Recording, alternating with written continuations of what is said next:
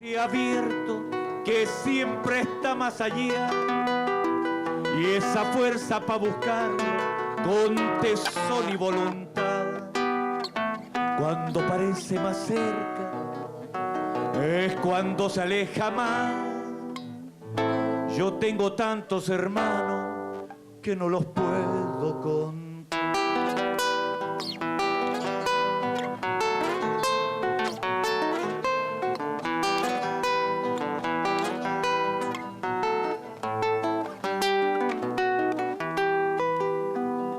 Y así seguimos andando, curtidos de soledad.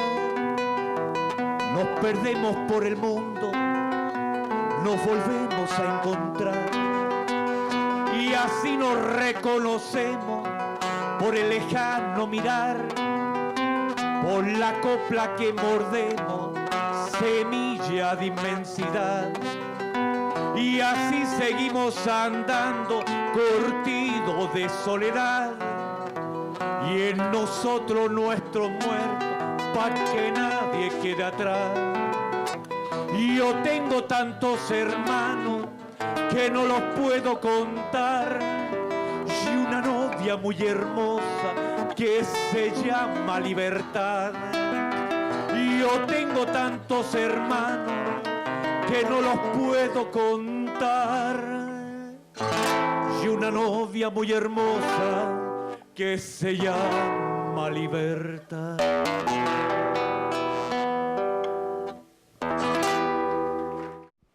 Hola amigos, con el tradicional Los Hermanos del recordado Atahualpa Yupanqui, comenzamos nuestro programa de hoy, dedicado a los 200 años de la independencia argentina.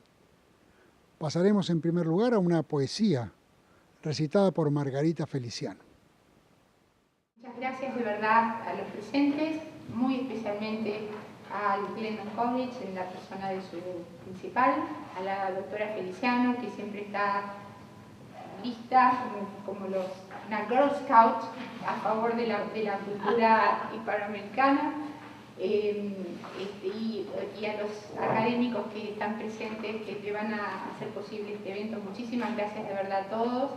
Espero que lo disfruten, que lo disfrutemos todos, y nuevamente gracias por su presencia. Nadie es la patria, ni siquiera el jinete que, alto en el alba de una plaza desierta, rige un corcel de bronce por el tiempo, ni los otros que miran desde el mármol, ni los que prodigaron su bélica ceniza por los campos de América, o dejaron un verso o una hazaña, o la memoria de una vida cabal en el justo ejercicio de los días. Nadie es la patria, ni siquiera los símbolos.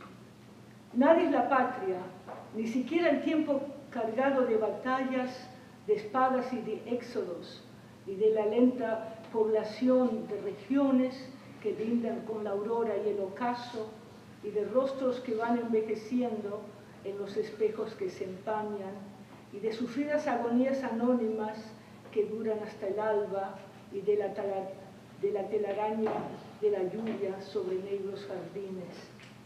La patria, amigos, es un acto perpetuo, como el perpetuo mundo.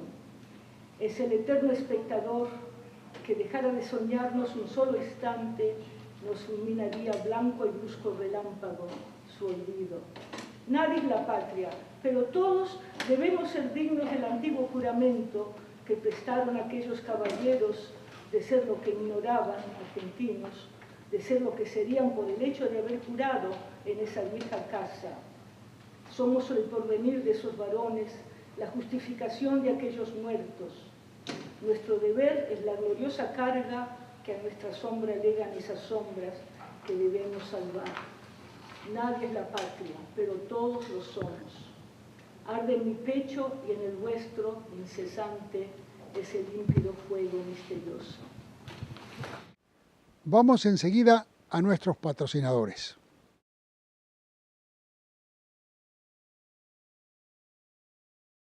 The vast and colorful world of Mexico is within your reach, with everything perceived by your senses and even over and above them.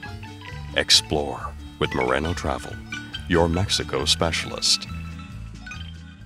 Castillo Clinic integrates medicine and art to improve your own natural beauty. 30 years of experience and proven trust, bringing increased self-esteem to ladies like you that love beauty.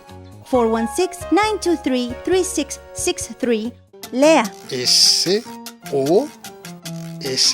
J Street Optical solucionará sus problemas de vista con profesionalismo y un excelente surtido de anteojos recetados y para sol, así como lentes de contacto. Ellos demuestran lo mejor de su mundo con una sonrisa. Dr. Julio García, cirujano dental. La experiencia hace la diferencia. Tome cargo de su futuro ahora con Globe Immigration, 1690 Jane Street, Suite 205, 647-822-8472. ¿No tiene estatus? Podemos ayudar. Alcibar & Associates, servicios corporativos, asuntos legales, income tax, contabilidad, traducciones, documentos, temas tributarios. 1468 Victoria Park Avenue, 416-925-2927. For the last 42 years, we at Bento's Auto Tire Center have provided great service, great tires at great prices. Change and balance your tires with the most modern equipment that doesn't scratch your rims. A continuación, desde el Glendon College, Universidad de York, la celebración que se hizo de los 200 años de independencia argentina con escritores. En este caso, Guillermo Buñuelos, presentando su obra Algunos días en julio. Funcionaba la pulpería de Don Tomás, quien alquilaba 2 habitaciones para su comercio. Estas se encontraban a ambos lados del portón principal.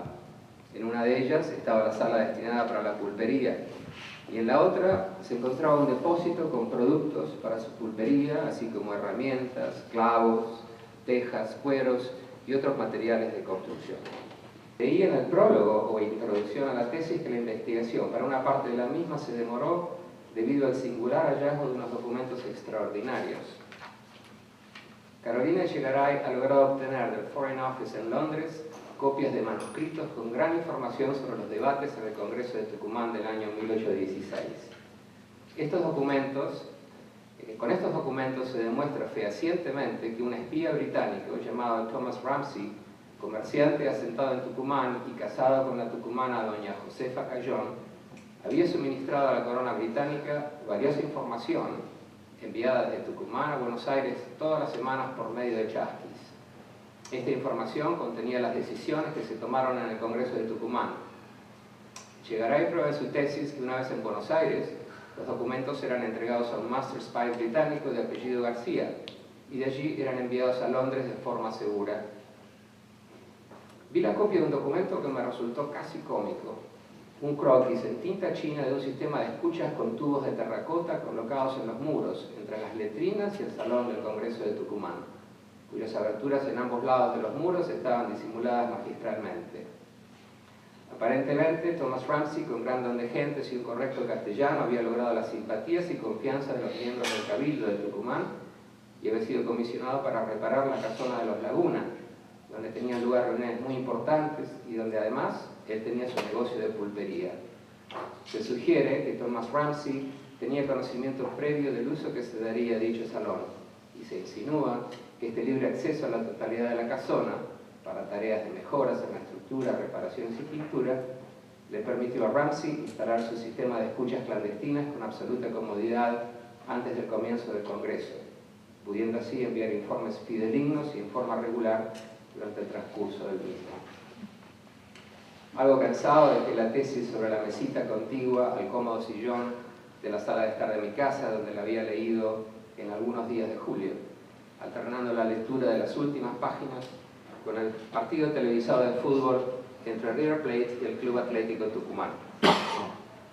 Se me ocurrió pensar que quienes bregaban por una pelota en esa cancha de fútbol, representando a equipos de Buenos Aires y del interior, no eran muy diferentes de esos congresistas de 1816, quienes también compitieron, aunque siempre dentro de un espíritu federalista y americanista, impulsado fervientemente por Manuel Belgrano y José de San Martín. Cansado de tanto leer, casi no reparé en un detalle. Carolina Echegaray, mi hija mayor, no sé si por vergüenza o por algún prurito genealógico, había omitido colocar su segundo apellido a continuación de su primer apellido en la carátula de la tesis. Me quedó la duda, pero no me atreví a preguntarle a Carolina en ese momento si ella estaba avergonzada de revelar que su antepasado, Thomas Ramsey, había sido un espía de la corona británica. Susana Aguiló, y de abanicos y fusiles, también en el Glendon College. Excelente trabajo. María Loreto Sánchez Peón nació en Salta el 3 de enero de 1777 en el seno de una familia de prósperos comerciantes asturianos. Esta hermosa dama fue una de las espías más peligrosas y astutas, afortunadamente a favor de la causa patriota. Ella solía pasearse disfrazada como vendedora de pan en los cuarteles de Jujuy, a la hora que enlistaban a los soldados realistas, y con una seductora sonrisa, mientras agradecía los piropos que le obsequiaban, ella tomaba nota mentalmente de cuántos hombres atacarían a nuestras tropas. Otras veces portaba los informes en los ruedos de sus costosos y elegantes vestidos, pero su creatividad no terminaba allí, ya que creó también un original método para comunicar las novedades al ejército, utilizando un hueco en un viejo algarrobo cercano al río Arias, un buzón poco convencional, donde se depositaban los partes informativos. Sus criadas lavaban la ropa en aquel lugar, o sea que nada más apropiado, por cierto, para intercambiar datos. En 1805 contrajo matrimonio con Pedro José Frías, quien se sumaría a la revolución, pero durante la batalla de Tucumán fue herido y quedó inválido. En su haber se suma su participación para organizar el Plan Continental, una red de espionaje llamada Bomberas, que ejecutó junto a Magdalena Güemes, Juana de Azurduy, Juana Moro, Petrona Arias y Juana Torino. María Loreto Sánchez Peón sufrió la pena de cárcel y la humillación pública. Una vez liberada, a pesar de su entrega, recibió una pensión vergonzosa y murió en la pobreza a la edad de 93 años. Magdalena Güemes, más conocida como Macacha Güemes, es parte indiscutible de esta lista. Nació en Salta el 11 de diciembre de 1787. Hija del tesorero de la Real Hacienda, recibió la educación que era habitual para las hijas de familia de clase alta, pero ella poseía además talentos natos. Cumplidos los 16 años, contrajo matrimonio con don Román Tejada, también perteneciente a una familia de la misma élite, y el nido de amor que compartiera con él se convirtió poco después de la Revolución de Mayo en un taller de confección de uniformes para los soldados. Codo a codo colaboró con su hermano, el caudillo Martín Miguel de Güemes. Fue una estratega como pocas. De aquí un ejemplo. En el año 1815, Macacha realizó gestiones para lograr la firma del Pacto de los Cerrillos, luego de la delicada situación surgida entre su hermano y las fuerzas de Buenos Aires que respondían al general Rondón. Según los historiadores, esto se debió a un enfrentamiento provocado por los choques jurisdiccionales y recelos continuos de ambas partes, desencadenado especialmente después de la derrota de la batalla de Sipe-Sipe en agosto de 1811. Esta dama fue parte fundamental en la red de informantes antes mencionada que actuaba en Salta, Jujuy y en la ciudad de Tarija. Este grupo lo formaban mujeres de la alta sociedad, campesinas y algunas damas con discapacidades que no dudaron en colaborar. Un fatídico 7 de junio de 1821, Macacha oyó golpear su puerta y asombrada recibió a su hermano. Bastaron pocas palabras y un cruce de miradas para darse cuenta que les habían tendido una emboscada. Güemes intentó escapar, pero a pocos metros de la casa de su hermana fue asesinado. Macacha decidió que la muerte de su hermano no había sido en vano y continuó participando en diversos sucesos políticos sin amedrentarse, a pesar de las graves circunstancias. Entre otros actos, intervino en la llamada Revolución de las Mujeres, la que junto al apoyo militar de Pablo Latorre derrocaron al gobernador José Antonio Fernández Cornejo y propusieron como sucesor a José Ignacio de Gorriti. Valiente, decidida y generosa, Macacha recibió del pueblo el sobrenombre Mamita de los Pobres y falleció en junio de 1866 a los 90 años de edad. Otra de nuestras heroínas fue Juana Gabriela Moro Díaz, nacida en San Salvador de Jujuy 26 de mayo de 1785, e hija de un militar de alto rango. En 1802, toda su familia se estableció en Salta, y fue tiempo después cuando las habilidades de la joven dama salieron a la luz. Fue en medio de los preparativos para la batalla de Salta en febrero de 1813, cuando Juana Moro y otras jóvenes se unieron para llegar hasta un grupo de oficiales realistas y conquistarlo. Tal como Dalila con Sansón, usaron la artimaña más antigua del mundo, la seducción. No hay detalles en la crónica de cómo ejercieron ese poder, sin embargo sabemos que no les cortaron el cabello para debilitarlo, pero sí lograron que Juan José Fernández Campero, marqués de Llavi y jefe de la caballería española, junto a varios de sus compañeros realistas, abandonaran sus puestos un día antes de la batalla. Pasadas las derrotas de Vilcapugio y Ayohuma en el año 1814, el virrey del Perú, Joaquín de la Pezuela, invadió Salta y tomó prisionera a Juana. Por supuesto no tuvo contemplaciones con ella, y para que quedara bien en claro quién mandaba allí, la hizo encerrar en una habitación de su casa y ordenó que cerraran todas las aberturas. De ahí es el mote de la emparedada con el que se la conoce. Sin embargo, el virrey no imaginó que los vecinos se compadecerían de ella, y a pesar del riesgo que corrían, para salvarla hicieron un hueco en la pared y por allí le pasaban agua y comida.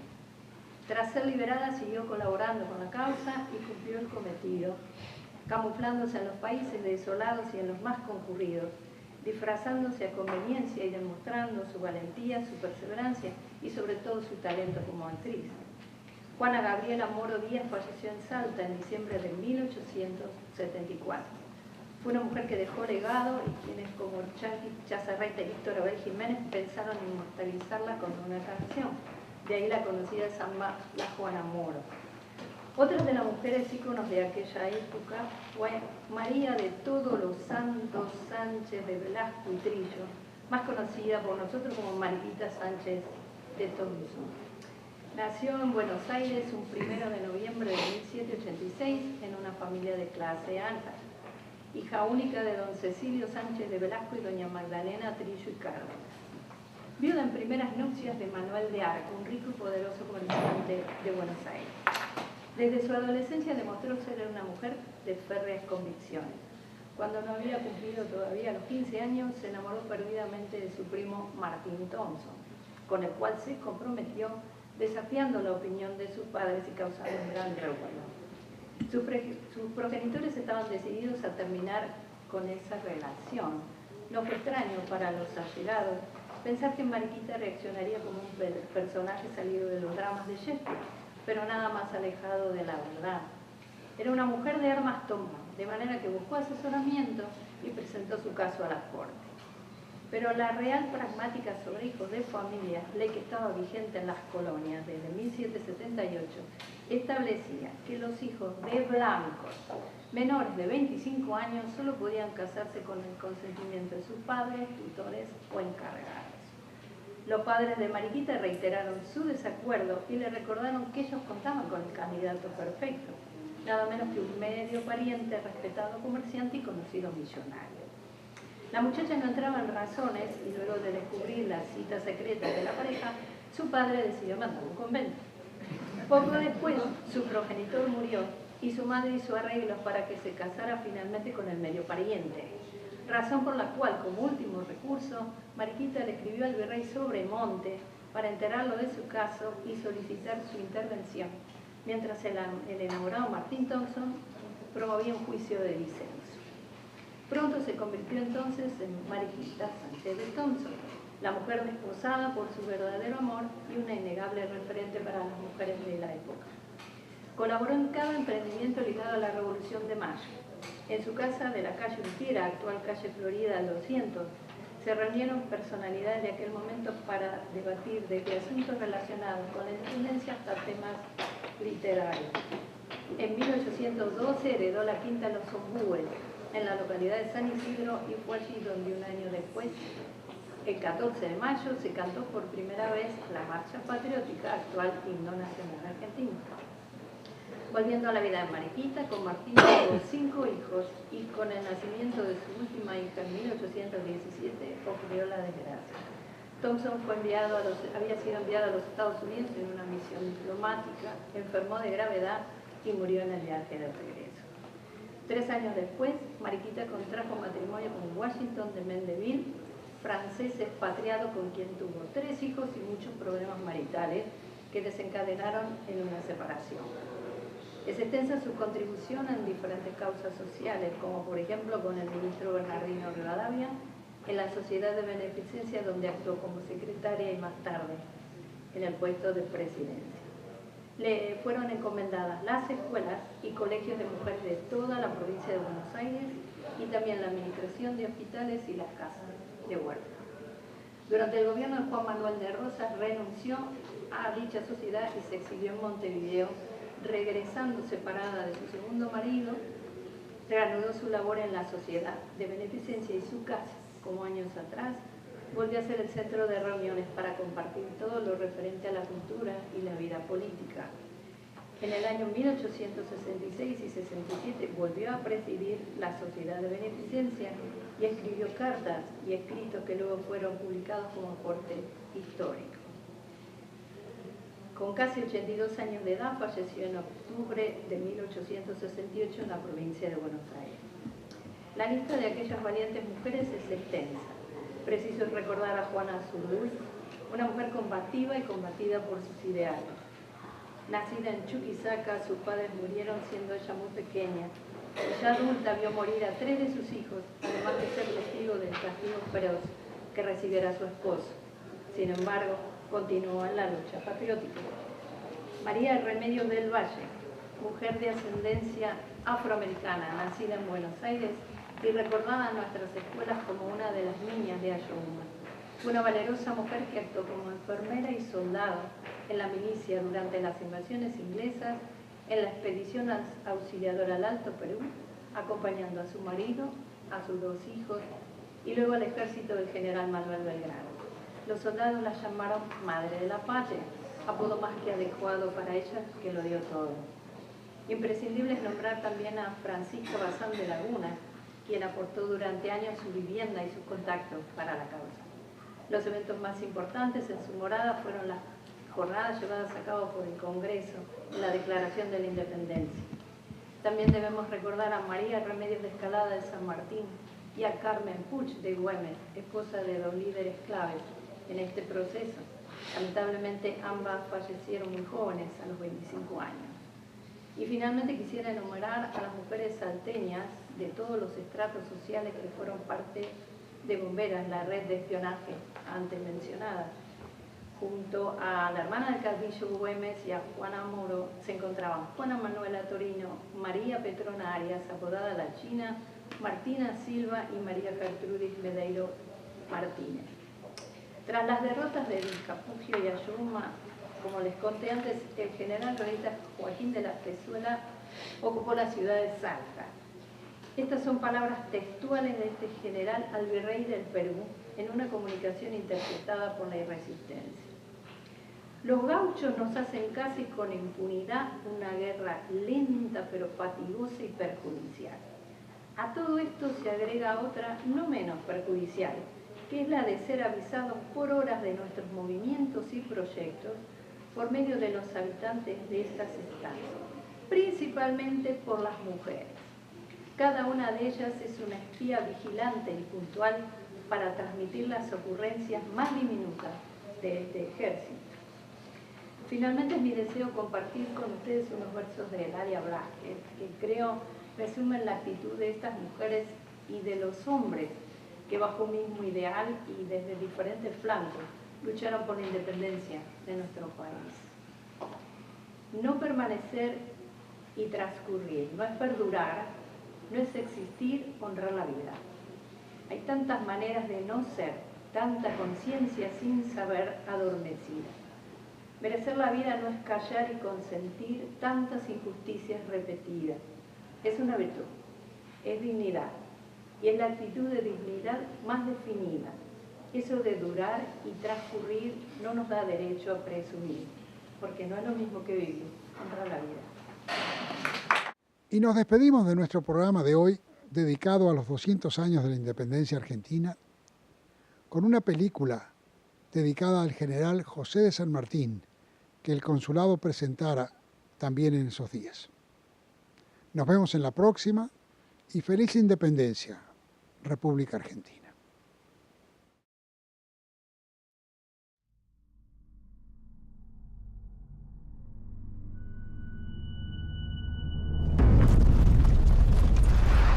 El camino aquí es bastante amplio.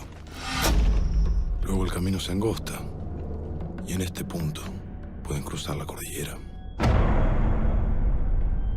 Si algo me sucediera, háblele a la niña de su padre. Quédese conmigo. Una hazaña que cambió la historia.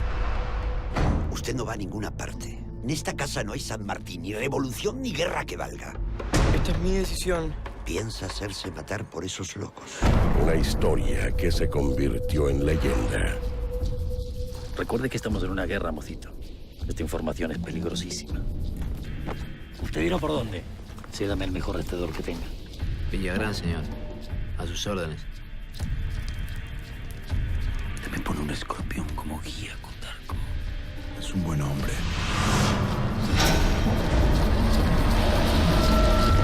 ¿Usted lo entiende? Nos va a llevar a todos a la muerte por ahí. A partir de ahora, cada uno es centinela de su propia vida. ¡Pare! Llegar hasta aquí es bastante, pero nunca suficiente. ¡El enemigo espera! ¡Y espera bien armado, señores!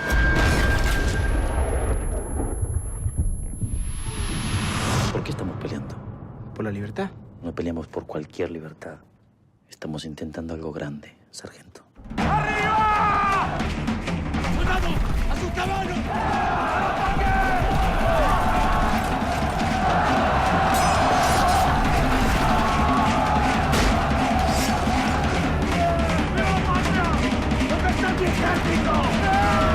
Revolución. El cruce de los Andes. ¡Seamos libres! ¡Que lo demás no importa nada!